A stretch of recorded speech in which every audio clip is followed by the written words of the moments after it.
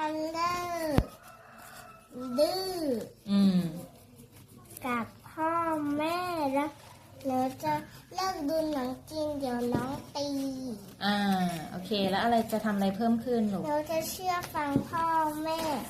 แล้วก็รักเพื่อนเล่นกับเพื่อนดีๆอันนี้ทำเพื่อถวายพระเยซูใช่ไหมเตรียมใจสู่อีสเตอร์ค่ะบ๊ายบาย ในอีสเตอร์ปีนี้สามีจะมีของขวัญให้พระเยซูคือเลิกโวยวายแล้วก็เลิกอะไรนะ